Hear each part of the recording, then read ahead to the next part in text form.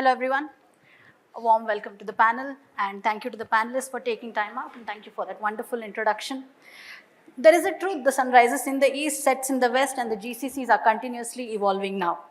They are not just shaping the way we work, but they are also shaping the spaces in which we are operating currently. And if we go by the last two panels in the presentation that the Knight Frank leader did, it's a truth as clear as day. Over the course of the conversation, we will talk about the key trends that are driving this change, how you can make the workspace more inclusive, more accessible to promote more creativity and innovation, how you can use technology and some of the sustainability principles as well to drive a collaborative space for the modern GCC workspace. So we have 40 minutes on the clock and we will make the best use of it. Now, one truth about the talent for GCCs is it's the age of abundance and also the age of scarcity, both at the same time. So attracting the right talent is not enough. We also have to retain it. So John, I would like you to draw the first blood here. What are the key priorities when it comes to revamping the employee value proposition? If compensation is the top priority, parallelly, what else drives this change to retain the talent? Thank you and good afternoon, everybody. Super nice question. You know, from our perspective, Novo Nordisk, a pharmaceutical company, we pretty much have a full value chain of a pharmaceutical organization in our office in Whitefield here. And we have spent a lot of effort over the last 2 or 3 years really thinking very carefully about employee experience.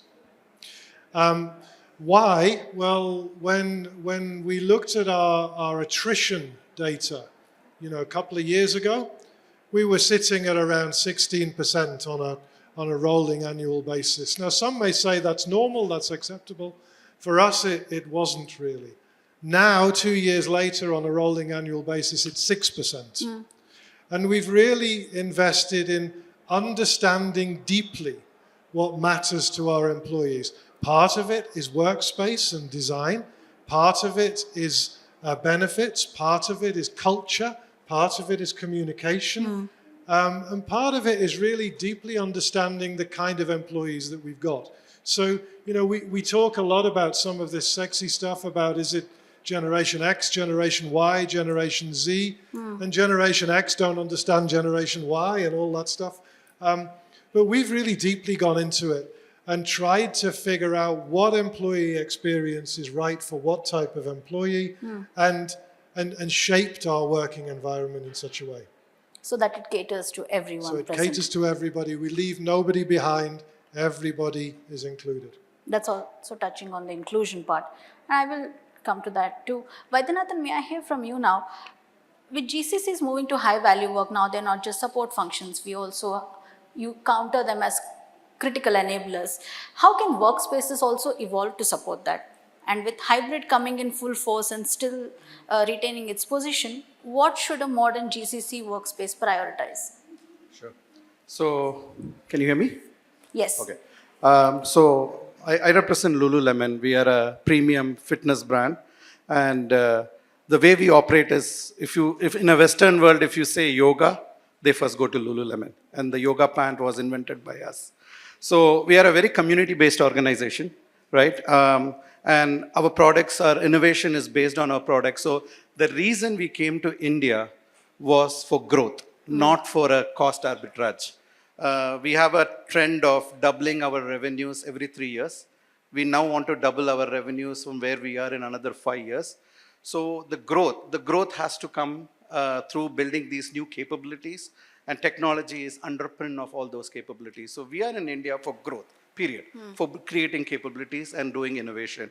Said that, what we wanted to do is, since I said we are a community-based organization, we are hybrid, how do we get more people to come to work, right? So we wanted to create an environment where we are not forcing you to come to work, but you choose to come to work.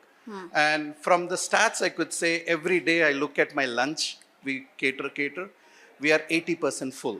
So even though we are mandated people to come 3 days a week, I'm seeing people coming 5 days because of the environment that we have created. Because we feel an innovation happens in a collaborative environment. Gone are the days where systems used to be isolated, everything is linked. You need to come and you need to interact with your colleagues, understand other parts of the business. So how do we create that environment? We are a wellness brand, right? So we create that wellness atmosphere at work. So if you come to our office, we have a yoga studio inside our office. We bring Pilates instructors, we bring yoga instructors, we bring run coaches. And last TCS marathon, 80% of my company ran together half a marathon. So that is a kind of environment and culture we have built. So your wellness and everything is taken care at work, and you don't have to take time out of your family to take care of your wellness. And then innovation, the openness that we have in our workspace. 3 months ago, we won the NASSCOM's AI Game Changer Award, and we competed against 105 GCCs. So there's something working there. Folks coming to work regularly in spite of it being hybrid. So of course, you have all those technology and everything that needs to be at workplace. But I would say what is priority is, I think John just touched on it. You can have a fancy workplace or you can have a normal workplace. Unless the company work culture is supporting that kind of an innovation, that kind of a culture to folks to come together, people have that sense of belonging. I think that is the heart of the work. Like if the speakers here are boring, all these things doesn't matter, right? People are going to go away. So I think people and culture matters the most, and the workspace is to address our people and employees what they want. Noted. Vaidyanathan, one important question. By the virtue of being on the panel, do we count as colleagues, and can we come and use the yoga studio as well? You're not answering. I noted that. Okay. Sriram, I would like to hear from you. DLF rules the Gurgaon skyline, so you'd be better placed to answer this. What is the working model for GCC now to have the option of managing their office space with the increasing headcount? I think I completely resonate with what was said from what happens at Lululemon. In fact, that was probably 70-80% of my answer. You have to create that culture, you have to create that ecosystem, you have to create that environment where any employee coming to work feels at home, because the better part of the day is spent there. So whether it is wellness, whether it is food, whether it is music, whether it is a drink with your colleagues in the evening, within the office environment, whether the air quality is better, whether the air conditioning is working all right. When the employee goes home, the kids will ask about what's your company, or what are you doing about sustainability and green. So what happens in those areas? Now, that entire environment has to be created. Gone are the days when it used to be so many square feet per employee, and one was just trying to jam in employees in office environments. Yep. So the issue now is not on how much space you take, but the quality of the space that you take and the quality of infrastructure and the soul that you create to a place. The quality of the workspace matters. Noted on that part. Vaidyanathan, I'd like to go back to you. It's not just about hiring the right talent, but also building an ecosystem that caters to everyone. And this is where accessibility comes into play. And as Rumi says, what you seek is seeking you. How do you ensure that the diverse set of people find you as well? And what steps do you take to make sure that your diversity inclusion programs are successful? Sure. So for us, diversity is not an HR function. Okay. It is a business function, because our customers are diverse. Most of our customers are female. We have 3 generations shopping at the same store. So we have diverse customers. So we need our workforce to reflect that diversity. Okay. Said that, we are on the day one, we started 3 years ago. So we are very young GCC here. So we started 3 years ago. From the day one, when I started looking at resume arrival rate, everything was 98-97% men. And I said, something is wrong here. Why am I not getting female resumes, right? And that's where I reached out to agencies like Aspire for Her, VEquity, and many others, and said, help me, I need more resumes, and I'm not getting it. And we said to the TAs that, you're not closing a role, however desperate the hiring manager is, till you get one resume from an underprivileged section, right? And anybody gets a job is purely merit. But we just wanted the inflow to happen, right? So we were very, very deliberate on how we do it. And I'm very happy to say that 46% of my workforce is women. And if the trend continues, men will be minority. Because our customers are also 70% women. Women, yes. Right? So that is the one. Then for us, diversity does not stop at just gender. Gender is very easy. It's very appears, right? Now, when I have remaining 53% men, I also wanted to do something for men. So we have a program where we do Man Ki Baat. You heard Modi ji doing it. We say Men Ki Baat. And we have mental health things for men, because typically what happens in DNI is that segment is totally ignored and everything is focused on women and other section, and we didn't want that. We wanted everyone to be included. So we have Men Ki Baat, which talks about mental health issues for men, and we bring experts from outside. We have Women in Tech, we bring in. So it's not just hiring, keeping them that way, where they talk about how do you grow in leadership, or how do you work on investments. That has nothing to do with work, but we want a woman to be independent financially, right? All those things we do. Apart from that, as you say, we take care of wellness. And now we are also now getting into neurodiversity, because we have a big AI/ML labs in our office. And we learned this from SAP in one of the conference actually, so I have to give credit to them. Neurodiversity folks are very good in mathematics. And we were saying, how can we leverage that population to get into algorithm writing? So now we are looking into that. So it's very, very intentional. We are now going to Northeast to hire Northeast candidates, because we feel in an innovative company like us, more diverse the views are, can challenge assumptions, and the end product is pretty good. For an innovative company, you need to have diverse views coming from different sections. And all in that is, I want to say, our attrition rate in all these last 3 years is below 5%. It's unbelievable, and we maintained that all 3 years. Because when I landed in India, people said, attrition rate is very high. What are you going to do about it? Actually, DNI is helping me with that attrition rate. People are not coming to work just for salary or for titles. They want meaningful work, and they want that sense of belonging. And that's exactly what we are doing at Lululemon. Appreciate all your initiatives, Vaidyanathan. Thank you so much. Nitish, Vaidyanathan spoke about inclusion and a few of the brilliant initiatives that they plan at Lululemon. I want you to talk a little bit about accessibility as well. While designing the workspaces, how do you take notes on accessibility? How do you receive the feedback and then act on it? So I think Tablespace doing managed office business as a precursor, we are very close to the GCC industry. I think almost 75 GCCs in their first time office in India, we've been managed to kind of set up. And I think the journey starts at the design phase. And for us, I think accessibility has two parts. There's a physical accessibility, which is everything to do with screen readers for the visually impaired, broader corridors, ergonomically designed chairs, height adjustable tables, good quality of air. I think those are now becoming a given. So I think most of the larger companies come to us with design and brand guidelines which already talk about accessibility. But I think for us it is to say that, look, for the first time officers, the companies do not have their design brand guidelines. How can we build accessibility? How can we educate them? So there is a minimum standard prescribed, and then we basically try and go outside of that to build on that. But I think the physical accessibility aside, I think what's really important is everything else, which I think we spoke about earlier, is to retain the employee, to hire and retain. And I think in that, it comes about amenitization, hotelization, hospitality as a service. Because while your physical being is set, but I think what makes you come to the office, and individuals have their own personas, and to feel empowered.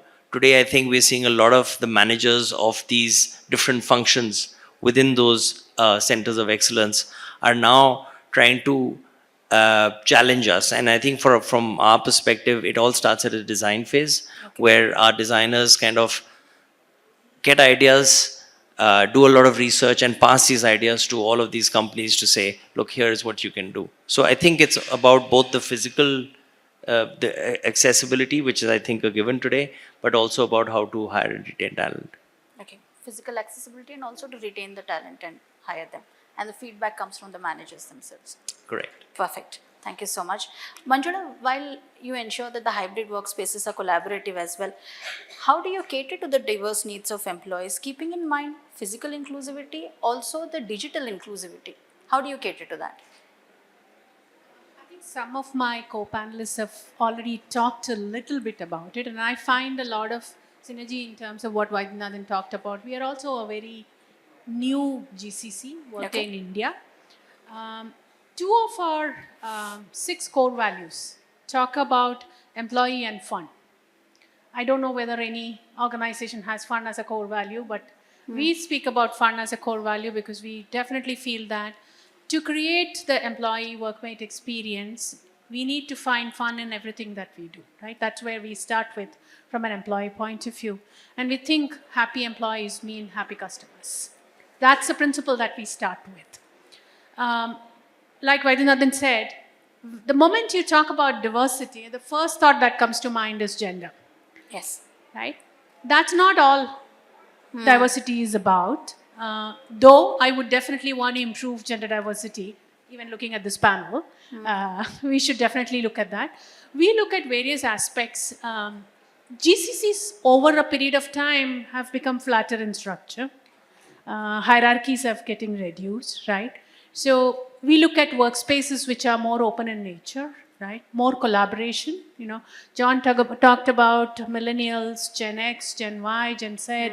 The requirements are different for each of those, right? So how can we actually build all that together in our workspace is something that we seriously consider at the design space itself. You know, Table Space is a partner for us in one of our centers. We moved away from permanent seating to neighborhoods, which allow people to collaborate more often. So creating a lot of open spaces for people to work, having more collaboration areas within our workspaces has been one of the things that we have focused on over a period of time.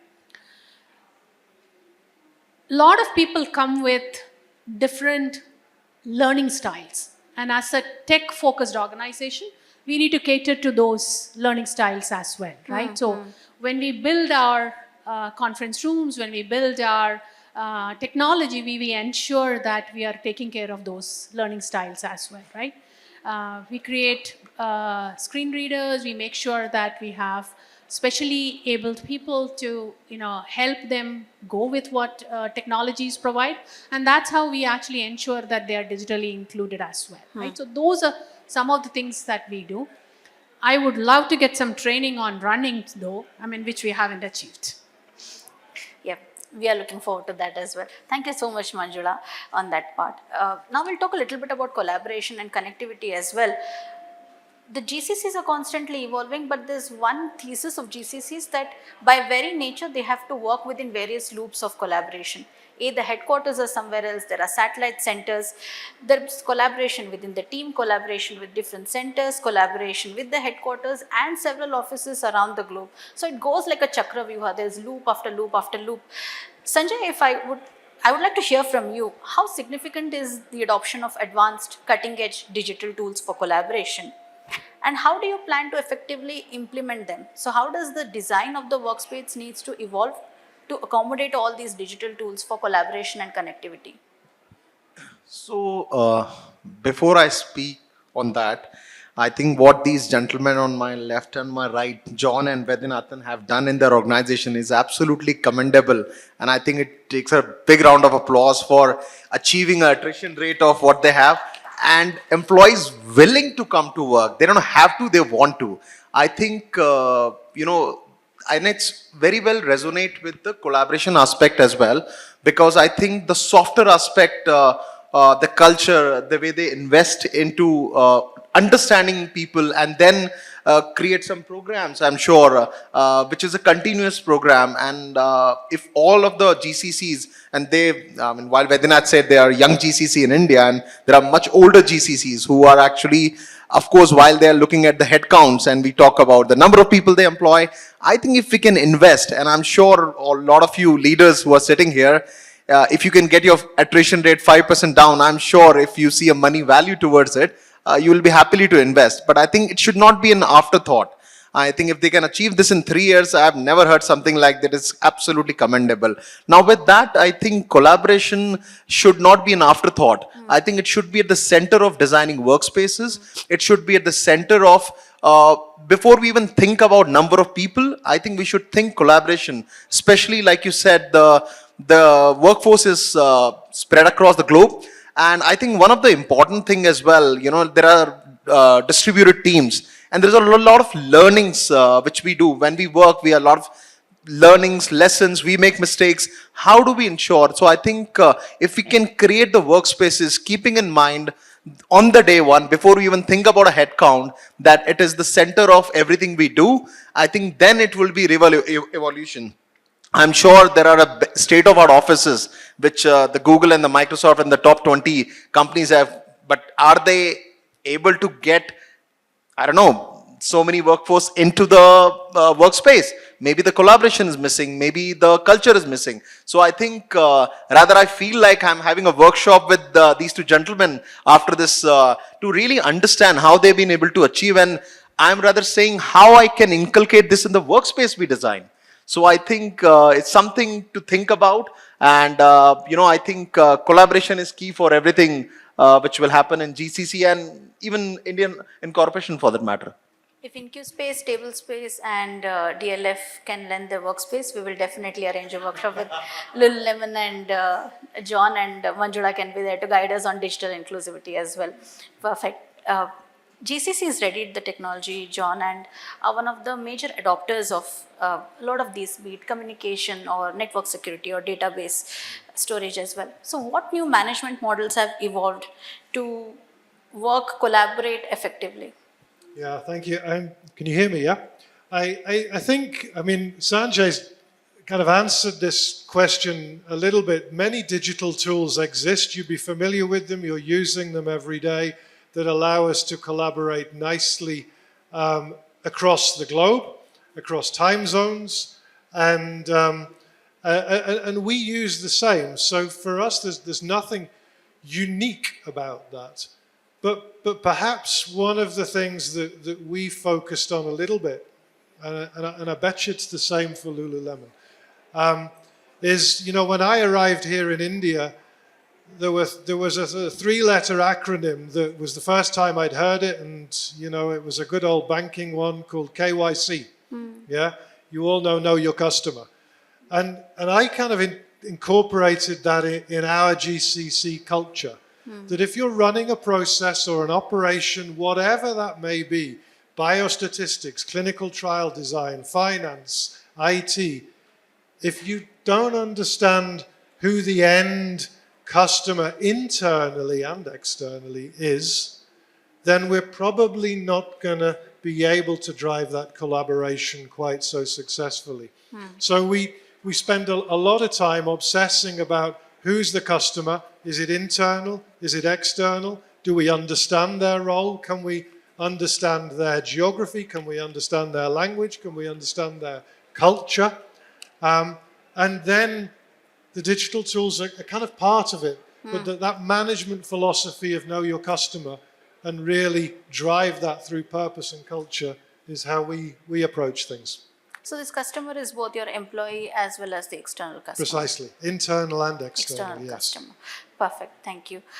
Manjula, I would like to hear from you. GCCs handle these sensitive data as well, because now they are into high strategic projects as well. There's a lot of sensitive data comes in. With sensitive data, consequentially comes data privacy and security questions, especially when there are remote setups, open setups, collaborative setups. Now, given the focus on collaboration tools and global connectivity, how do you ensure data privacy and security within GCC workspace? Before I talk about open setup, I think COVID taught us a lot of things, right? We were completely working from home for a couple of years, right? I think that's where we started talking about how would this work, right? I wouldn't say that there's anything completely different that we are doing other than the standard principles of data privacy and protection that we should be doing. There's one big thing that we need to ensure doing is the right amount of sensitization and learning that needs to be provided to our workmates and employees, right? That makes a lot of difference. In addition to what we do regularly of ensuring the right kind of access control, making sure we have end-to-end encryption, we're using the right kind of collaboration tools, all of that comes in as part of our regular day-to-day management of data. But the biggest portion of how we manage it is through employee sensitization and education for those teams. All right, all right. This is where your awareness programs come into place. Yeah. Perfect, perfect. So multiple factors are also leading towards sustainability now, be it architecture or tech design. And as they say, der aaye par durust aaye, now that we are here, we are focusing on it. Whatever be the factors leading up to it, the UN development goals or state mandates or Gen Z coming into the workplace with their need for sustainability, there is a need to take a hard look at it. Sriram, I would like to ask you, what are you hearing from customers? What are some of the notable asks when it comes to designing GCCs with a stress on sustainability? If you could answer that also with how do you design for low carbon footprint? So if you heard the panelist here, you've seen that there is an absolute symphony that is happening between the real estate developers or managed space providers and the GCCs. I think the bottom line is that what the GCCs need is what the developers and the managed office space providers have to provide. And I think it's running very well. In DLF, we have regular interactions with the GCCs. We have regular primary research with the employees of the GCCs to figure out what they want. And all these inputs go into design. Okay. I mean, the good old days of just jamming FAR are over. Good old days of having high quality lifts and a good atrium and having floor to floor heights is absolutely passé now. What you have to do is to create a sustainable ecosystem in which the GCC and their employees thrive. And therefore, by definition, it has to be in tune with them. So I'll give you a few examples. Yes. Sustainability is and wellness are two very, very important ingredients. And we in DLF design our buildings to ensure that they are eligible for US Green Business Council Platinum rating for design. So all those aspects are built into it. I'll just digress a little and come back to it. There's a lot of talk of it costs extra money, this happens, that happens. We don't believe that it matters, that extra money is worth its while as you go along. The second is the wellness of the employee. The wellness of the employees is very important, more so post-COVID. And therefore, we ensure that our air conditioning, ventilation systems, our general economic systems are of an extremely high order. We even go to the extent of ensuring the movement of the sun and the directions of the buildings and the quality of the facade to ensure that there is least heat penetration on one side. At the same time, there is enough light that comes into the place. And all these go into the design of the place. After you've done the technology bit in terms of design, you have to look at the softer aspects of design, where the employee of the GCC feels extremely comfortable to come and work. Now, whether it is wellness, as we heard. By the way, we are doing a lot in the area of wellness, where we are just not looking at fitness centers. We think they are just cookie cutter. We've created our own vertical for wellness, where Pilates, yoga, meditation, normal exercise, diet, psychology, physiotherapy, all will be built into so that they can all be enjoyed by the employees. We've also realized, as you said, that you need more collaborative working areas. We are now designing buildings which have enough breakout areas outside the work environment where employees can go and interact and collaborate. So it's an ongoing exercise. we build buildings not for ourselves. We build building for the tenants and like the GCCs. So whatever they want will get incorporated, and we continue to aspire to give them more than what they really want. So sustainable by design and an interplay of collaboration and wellness as well. Perfect. Thank you, Sriram. Nitish, now coming to you, what programs or changes have you brought or relied on in terms of technology to be more sustainable and optimized as well? So I think the 330-300 rule is something we look at very closely. And if you look at real estate and GCCs, $3 a square foot you generally spend on utilities, $30 on your real estate, and $300 is really the employee cost. Everything goes along with that, right? And I think anything we do in terms of technology is to kind of talk to that and say that how can we make a difference while we play in the $3 and the $30 space, how can we make a difference in the $300 space? So because if you make a 10% improvement, 10% on $3 and 10% $300, you can do the math. But I think for us, it's the small things because we are more a service provider. So we build the house. So I think to start with, we partner with the likes of DLF. And I think a lot of assessment goes in actually deciding the building. And for us, a lot of investment goes in partnering and choosing the right partner. And for example, DLF, all the good things Shriram we are large partners with DLF. They've been kind enough to give us a lot of space, and we have almost 8% of our portfolio in India with them. So that's the first battle. And then what we generally see is we try and push these landlords, or at least speak to them to say that, look, if you can increase the amenitized space within your buildings or your complexes to a higher percentage, to give more core and flex for these employees. And then at our end, when it comes to building that workspace inside, what we do are 2-3 things. Number one, our technology platform we heavily invested in, because speed and efficiency is very important for most GCCs, because it's very difficult to know that am I going to be hiring 200 people? Is that going to go to 300? Some AI is going to come in and I'm going to change functions and now I need less people. So I think a lot of design which we do of the workspace is built around flexibility. Even our contracts are built around flexibility. And what we also do is, just to give an example, since we're talking examples, is that the gymnasium. I absolutely agree with all the panelists that earlier we used to build gymnasiums and we thought it was a big amenity. But what we realized is that the culture of most Indians is to not really go to the gym.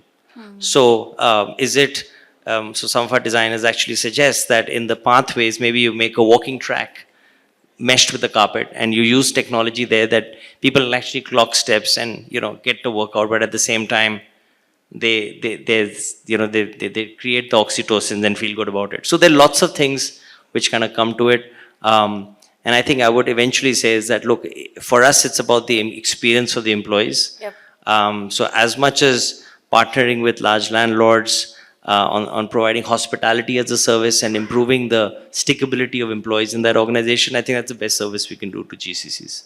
Noted. I'd like to add one small thing.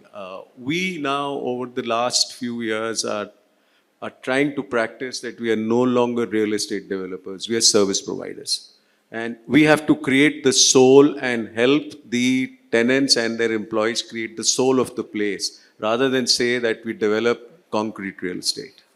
You create the soul of the space. You build the nest so that the employees come in. Yes. Thank you so much. Leave that one for us, please. I'm coming to you, Sanjay. Be ready. So in terms of tech architecture as well, in terms of, say, cost effectiveness, how do you leverage tech to eliminate legacy? How do you leverage tech to enable real-time monitoring? So what programs are organizations proactively approaching now? So I think this is a bigger problem with the companies who have grown inorganically. So I was part of a transition for RBS back in the days when I was in London.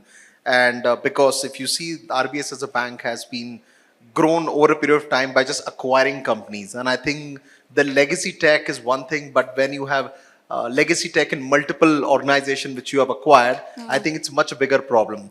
And I think so I think the first step they need to take is look at a holistic policy whether it's a cloud migration because it's important for everybody to work collaboratively and have a single interface, whether ensuring all the collaborative tools which are there across different geographies and across distributed workforce, they are in sync. While, I think John talked about that everybody has the tool, but the inclination, earlier part of my life, I was part of SaaS implementation for large organization. And I think taking SaaS is easy, implementing is much more difficult. And I think with that in mind, I think the culture which drives the organization which are driving. Another important factor which the earlier panelists who were talking on the tax, that seat on the table. I think they were talking about the Indian counterparts here who are heading GCC. What does they say in the global rollout of any technology? I think that is a key. So it should not be that just we have one board seat and there are 5 boards in the US or Europe. I think they need to be included because the larger workforce is here. So I think getting their input on all technology implementation is the key and not just seat on the table. So I think it's a large and roadmap as well, not just a one-off solution, but a roadmap for technology intervention. So it becomes again not an afterthought, but a support to overall collaboration, which is the key to any organization. Perfect. And that gives me a segue into the next question as well. Perfect point, Sanjay. Thank you. We have 4 minutes on the clock. What I want the panelists to do now is do a little bit of crystal gazing. And if I can have quick inputs from you, how do you envision the design and functionality of these workspaces to evolve in the next 5 to 10 years? I know the landscape is so volatile, we don't know what's going to happen in the next hour. But if you could give me basis your expertise, how do you think it will evolve? John, we'll start with you. One quick input. Thank you. I think for us and probably many others, the whole hybrid working is here to stay, and maybe that's obvious. I think one of the things that I would challenge you all or ask you all to think about is, we all want our employees to be proud to work for us, right? But raise the bar higher. I want our employees' families to be proud they work for Novo Nordisk. And in doing that, that pushes me to think about the whole full employee experience, how I can tap into the family, how I can utilize that to be able to create a workspace, an end-to-end employee experience that is so good that people never want to leave us. And the final thing, and something that we are working quite hard on now, and to an extent we're almost there, is create the workspace in India that your global visitors are envious of. Don't wait to emulate headquarters, but do it here, and then the global visitors will talk about seat at the table. They'll want to know why you're doing this and how you're doing it and how they can copy you. So I think we got to move the level of ambition a little further up. And that would be my answer to the question. Perfect. Thank you, John. You take care of people and people will take care of your business. Sriram, quick input from you. So we will take care of the GCCs. I mean, whatever they want, we'll provide in the facilities. And it will not end only at providing them workplace solutions, but the entire ecosystem in which there are very good residential facilities, there are clubs, there are education and medical facilities, and shopping and entertainment facilities. So that's one thing. The other is that this situation will continuously evolve. And we will have to be on our toes to see what the changing trends are and provide them in abundance to the GCCs and other tenants who stay with us. So like John said, they would like their employees to work with them longer and longer. We would like our tenants to stay with us longer and longer. Absolutely. Nitish? I think crystal ball gazing 5 to 10 years, let me take an example. So here is a model employee working in a capability center, a center of excellence. He comes in to the building And I think his experience, the journey mapping experience for the entire day, and making it as seamless as possible to make him productive, right from the car parking to the arrival experience to the fact that how he does his work, how he likes to, a core and flex kind of a scenario where there is a building where you have all types of spaces. You have your personal space, you have spaces where, you can get a lot of your work which you're outside of office, you typically don't get on weekends to do. You can do your work, you can do your trainings, Yep. and then basically, I think, by the time you go back home, you have had an experience which makes you to want to come back again to the office. So I think that is 5 to 10 years. And in that sense, like Shriram mentioned, everything to do with the GCCs, I think I would just kind of add is that we're partnering with some managed operators and doing this together would be a nice way to kind of provide this solution. Great. Manjula? Yeah. So if you look at the workforce today, there's a whole lot of people who are moving out of the leadership positions, and you would see millennial leaders coming up quickly. And with that, a lot of workforce is Gen Zs, right? So how can we ensure that we have workspaces that are flexible enough to be changed quickly and adapted quickly as the change of the workforce is happening? And that's not going to stop, it's going to continuously evolve. So how can we make that happen in partnership with people like this? I think that's what I would look at. So partnership is coming across as theme, yes. Sanjay? I think really the key learning for me, and also your question regarding what is in the future, I think first is investing in people rather than processes alone, taking from John and Vaidyanathan. And secondly is if folks like DLF are able to or happily invest in amenities, that makes our job easier. And third, we will take care of the rest, providing the best services. So I think we have a good forum here to take care of the future, and I can already see what's going to happen. Thank you. Definitely. Vaidyanathan? No, first thing I want to say is it is so happy to see the developers here part with GCC, because 4 years ago when I went to a developer and said, I need shower in my office because I wanted to build yoga studio around, they said, "Aapka employees naha ke nahi aate hai kya?" Oh. What it means is, does your employee doesn't take bath in the morning? And I said like, wow, that was the level of awareness. And I said, and these are all table stakes in US, right? Especially in, so how I look at GCC is, GCC has like, our ambition needs to be high. I have global responsibility. With my India thing, I do run teams in Seattle as well as Vancouver. I look at GCC as second headquarters. So we got to be like that headquarters, like how John said.